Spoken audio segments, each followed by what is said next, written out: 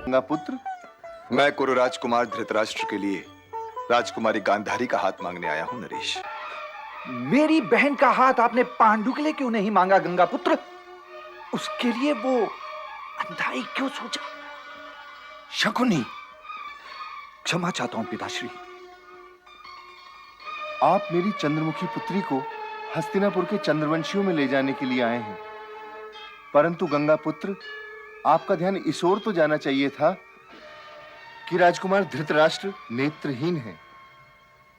उनके जीवन में गंधार देश का ये चंद्रमा निकला तो क्या और ना निकला तो क्या, उनका जीवन तो सदैव अंधकार में ही बंधा रहेगा। ऐसा न कहिए पिताश्री।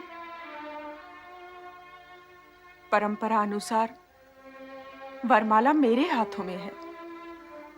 यह निर्णय लेना मेरा अधिकार है कि मेरा विवाह किससे होगा। क्या आप मुझसे मेरा वो अधिकार भी छीन लेना चाहते हैं?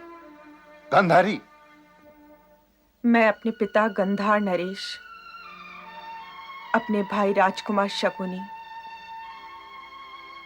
तात श्री भीष्म और शंकर भगवान को साक्षी मानकर राजकुमार धृतराष्ट्र को अपना वर चुनती हूं। गांधारी पुत्री,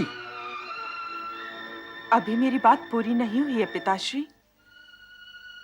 गुरु राजकुमार धृतराष्ट्र को अपना पति मानना गौरव की बात है, सौभाग्य की बात है। सौभाग्य की बात इसलिए है कि यदि मेरा सौंदर्य चला भी जाए तब भी मेरे लिए वैवाहिक जीवन में कोई उथल पुथल नहीं होगी, क्योंकि गुरु राजकुमार धृतराष्ट्र मुझे मेरे शारीरिक सौंदर्य के आधार पर स्वीकार नहीं कर रहे हैं ताजश्री।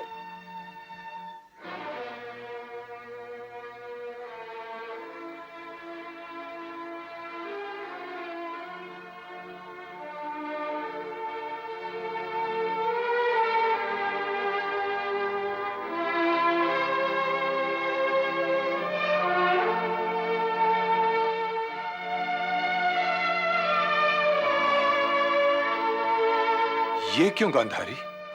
ये आवश्यक है ताजश्री। मुझे आशीर्वाद दीजिए। परंतु गांधारी, क्या पत्नी का ये कर्तव्य नहीं कि वो अपने पति के दुख को समझे? मैंने आज से अपने जीवन को उसी अंधकार में लपेट लिया है जिस अंधकार में कुरु राजकुमार धृतराष्ट्र का जीवन लिपटा हुआ है। मैं इस प्रकाश को, इस जीते जागते पृथ्वीलोक को क्यों देखूं जिसका वे अनुभव नहीं कर सकते? पत्नी की भाग्य रेखा को तो पति की भाग्य रेखा से ही निकलना चाहिए ना ताजश्री। धन्य हो। सौभाग्यवती भव, शतपुत्रवती भव। परंतु यह प्रतिज्ञा भी भीष्म है गांधारी। हर वरदान, हर आशीर्वाद से बड़ी, इसलिए केवल सौभाग्यवती होने का आशीर्वाद दे रहा हूं। यदि तुम्हारी यही इच्छा है पुत्री, तो मेरा आशीर्वाद भी लेती जाओ। भगवान सदैव तुम्हें सुखी रखे। गंगा पुत्र, आप चलकर विवाह की तैयारियां कीजिए। गांधारी अपने भाई शकुनी के साथ हस्तिनापुर पहुंच जाएगी। धन्यवाद।